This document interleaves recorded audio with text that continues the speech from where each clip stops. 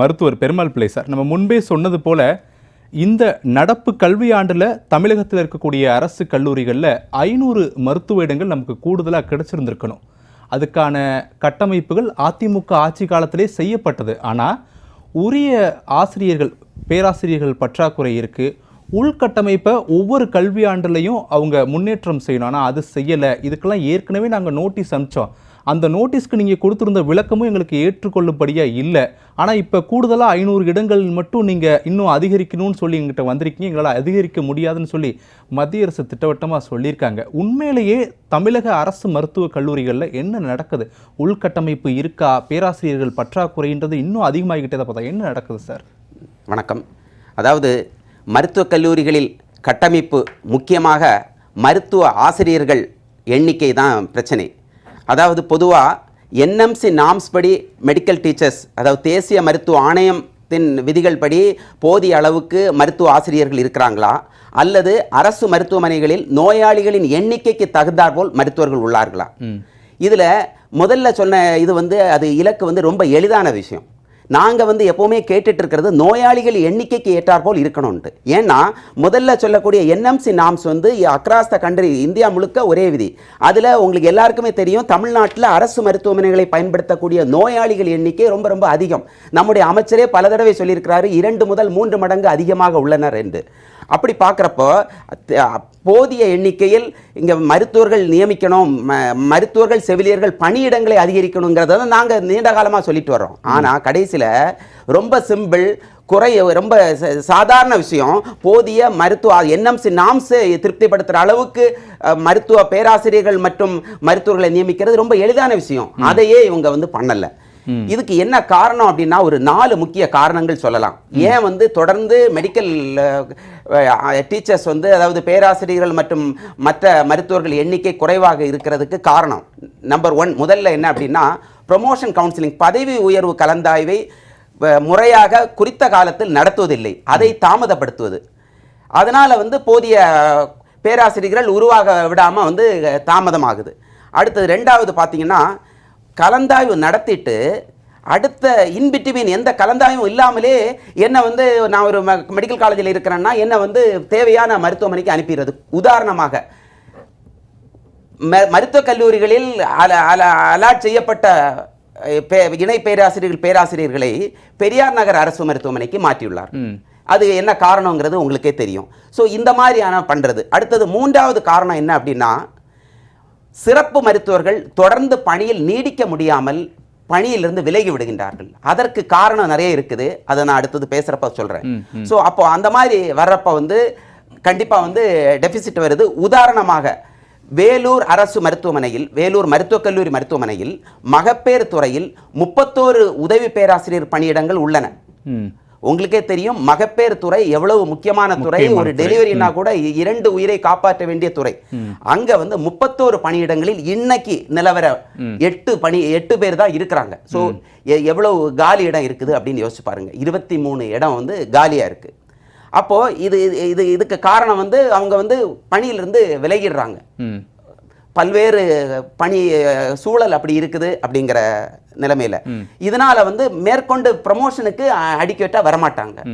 அடுத்தது இது 4வது காரணம் என்னன்னா நம்முடைய இந்த தற்போதைய திமுக ஆட்சியிலேயே ஆரம்ப சுகாதார நிலையங்களில் மருத்துவர்கள் பற்றாக்குறை என்று ரொம்ப நாளா பேசிட்டே இருப்போம். ஆனா அமைச்சர் ஒவ்வொரு தடவையும் பத்திரிகையாளர் சந்திப்பில் இதோ வந்துருவாங்க, நீதிமன்றத்தில் போனதுனால டிலே ஆச்சு, இந்த மாதிரி சொல்லிட்டே இருந்தாங்க. கிட்டத்தட்ட 2 வருஷமா குறைவான மருத்துவர்களை வைத்து ஆரம்ப சுகாதார நிலையம் நடத்தப்பட்டது. ஆனா கடந்த பிப்ரவரியில நியமிச்சிட்டாங்க. ஆனா யோசிச்சு பாருங்க, ஆரம்ப சுகாதார நிலைய மருத்துவர்கள் அந்த மினிமம் பீரியட் அங்க சர்வீஸை முடிச்சுட்டு தான் அவங்க பிஜி பண்ண முடியும், மேற்படிப்புக்கு வர முடியும். ஸோ அப்போ அவங்க 2 அல்லது 3 வருஷம் முடிச்சுட்டு வர்றப்போ சிறப்பு மருத்துவர்களா இங்க பிஜி ஜாயின் பண்ணி உருவாகுறாங்க. ஆனா நீங்க அங்க ரெக்ரூட்மெண்ட்டே பண்ணலங்கிறப்போ எப்படி அங்க பிஜிக்கு வருவாங்க? சோ இது ஒரு தட்டுப்பாடு. அதுவும் இதுக்கு எதிர்காலத்துல வருங்கிறத நான் இப்பவே சொல்றேன். சோ இதுதான் முக்கியமான 4 காரணம். இதை தவிர இந்த நீங்க கேட்ட கேள்விக்கு நேரடியாக சம்பந்தம் இல்லைன்னா கூட சுகாதார துறையில் எந்த அளவுக்கு பிரச்சனைகள் இருக்குங்கிறத சொல்றதுக்காக ஒன்று சொல்றேன். பல் மருத்துவ துறையில் கிட்டத்தட்ட 47 இணை பேராசிரியர்கள் 13 பேராசிரியர் பணியிடங்களுக்கு பதவி உயர்வு கலந்தாய்வு கடந்த 10 ஆண்டுகளாக 2015 நடத்தப்பட்டது. நடைபெறவே இல்லை. 10 ஆண்டுகளாக நடத்தப்படவில்லை. மேலும் இதனால மேற்கொண்டு பல் மருத்துவர்கள் புதிதாக இளைய பல் மருத்துவர்களை ரெக்ரூட் பண்ணவும் இல்லை. ஸோ மொத்தத்தில் அந்த பல் மருத்துவத்துறை சுகாதாரத்துறையில் முன்மாதிரி மாநிலம்னு சொல்லிட்டு அங்க தொடர்ந்து புறக்கணிக்கப்படுது. ஸோ நாளைக்கு இதே இது என்ன கூப்பிடுவீங்க நீங்க?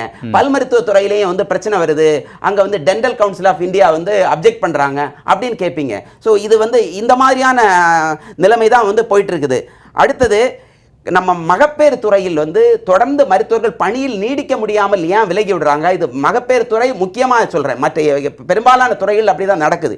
என்ன காரணம் அப்படின்னா, குறித்த காலத்தில், அதாவது பொதுவாக அரசு பணியில் சேர்ந்தா எல்லாரும் எதிர்பார்க்கறது 2 விஷயம். ஒன்று ப்ரொமோஷன், இன்னொன்று பே, உரிய பதவி உயர்வும் சம்பளம் தான் தரணும். ஆனா இந்த ரெண்டுமே மருத்துவர்களுக்கு மறுக்கப்படுது. ஸோ இதை தவிர அதிகப்படியான பணிச்சுமை. இப்ப இன்னைக்கு இருக்கிற சிச்சுவேஷன்ல வேலூர் மருத்துவமனையில் இருக்கக்கூடிய அந்த மகப்பேறு மருத்துவர்களை பார்த்தா பரிதாபமா இருக்கும்.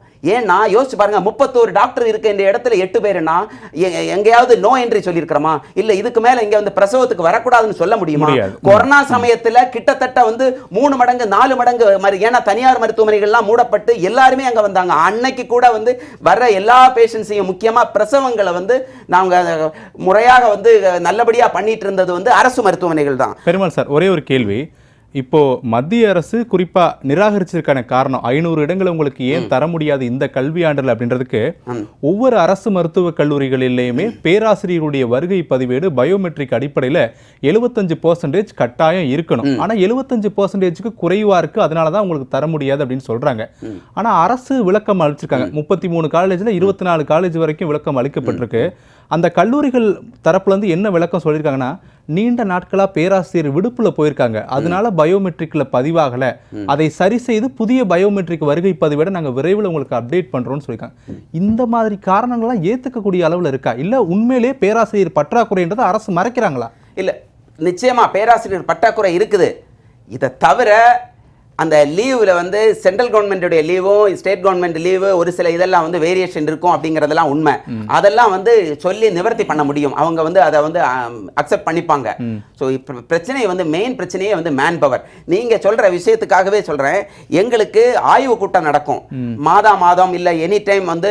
ஐஏஎஸ் ஆஃபீஸர்ஸ் முக்கியமா NHM MD doctor Arun Thamburaj சமீபத்தில் நடந்த ஆய்வு கூட்டத்தில் மருத்துவர்கள் மத்தியில் பேசுறப்போ ஸ்டார்டிங்லேயே என்ன ஒன்று கண்டிஷன் சொல்றாங்கன்னா, மேன் பவர் பத்தி மட்டும் கேட்காதீங்க யாரும். மேன் பவர் எதுங்க? HR பத்தி பேசாம அப்புறம் எதுக்குங்க ஆய்வு கூட்டம் நடத்துறீங்க? இந்த கேள்விதான். சோ இதுதான் எழுதப்படாத விதி மாதிரி அவங்க திருப்பி சொல்றது. அதுதான் கடைசியில பார்த்தோம்னா, இன்னைக்கு நாங்க வச்சிட்டு இருக்கிற மருத்துவ சங்கங்கள் எழுப்பியுள்ள கோரிக்கைகளும் NHM இது நம்முடைய தேசிய மருத்துவ ஆணையம் இன்னைக்கு மருத்துவ கல்லூரிகளுக்கு அங்கீகாரம் தர முடிய மாட்டேங்குது, இல்ல கூடுதலாக 500 இடங்களுக்கு முடியாதுன்னு சொல்றதுக்கு காரணம் பார்த்தா, எங்க கோரிக்கைகளை நிறைவேற்றி இருந்தா நிச்சயமா இவங்களை NMC திருப்திப்படுத்தி இருக்க முடியும். அதனால இவங்க திருப்பி மேன் பவர் கேட்காதீங்க, ஆனா இங்க நடக்கணும். இப்ப நாம சொன்னனே உதாரணத்துக்கு வேலூர், இதே மாதிரி தான் கிட்டத்தட்ட பெரும்பாலான மருத்துவமனைகளில் நிலைமை இருக்குது. அப்ப இந்த மாதிரியான சிச்சுவேஷன்ல இருந்தா நாங்க உயிரை காப்பாற்ற போராடிட்டு இருக்கிறோம். உயிரை காப்பாற்ற போராடுறப்போ எங்கேயாவது சிகிச்சை பலன் இறந்தா கூட இந்த நெருக்கடியில நாங்க வேலை செய்யறோம், மன உளைச்சல்ல வேலை செய்யறோம், உரிய ஊதியம் கிடையாது, உரிய காலத்தில் பதவி உயர்வு கிடையாது, என்னதான் இருக்குது. அப்போ வேலையை விட்டுட்டு போயிட்டா பெட்டர் அப்படிங்கிற ஒரு சிச்சுவேஷன்ல வேலை செய்யறோம். இதுல இன்னொரு அதிர்ச்சியான விஷயம் என்னன்னா, எங்களுக்கு ஒட்டுமொத்தமா VRS அனுமதிக்கப்படல. உங்களுக்கே தெரியும், VRS வாலண்டரி ரிட்டையர்மெண்ட் அனுமதிக்கப்படல. அப்ப வாலண்டரி ரிட்டையர்மெண்ட் மட்டும் அரசு அனுமதிச்சுச்சுன்னா கிட்டத்தட்ட பாதி மருத்துவர்கள் ஓடி போயிடும். அப்போ எங்களை கட்டி போட்டு வச்சிருக்கீங்க, எல்லாருக்கும் கொஞ்சம் பெனிஃபிட்ஸ் அது இதெல்லாம் இவ்வளவு நாள் சர்வீஸ்ல இருந்ததுக்காக வரணுமே அப்படின்னு வெயிட் பண்ணிட்டு இருக்கிறோம். இந்த மாதிரியாக ஒரு உயிரை காப்பாற்ற மருத்துவர்களுடைய நிலைமை இப்படி இருக்கலாமா? யோசிச்சு பாருங்க. VRS நாட் அலவுடுன்னு சொல்லி நாங்க மன நிம்மதியுடன் மன திருப்தியுடன் வேலை செய்யற மாதிரி பணி சூழல் இருக்கணுமா இல்லையா? அது அரசு ஏற்படுத்தணுமா இல்லையா? அதை பண்ணல. மருத்துவ பணின்றதே ஒரு அர்ப்பணிப்பு தான்.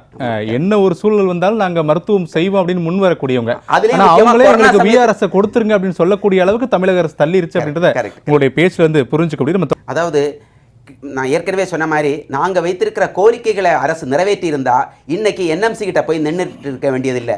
100% வந்து திருப்திப்படுத்தி இருக்க முடியும். 100 மார்க் 100க்கு 100 மார்க் வாங்கியிருக்க முடியும்.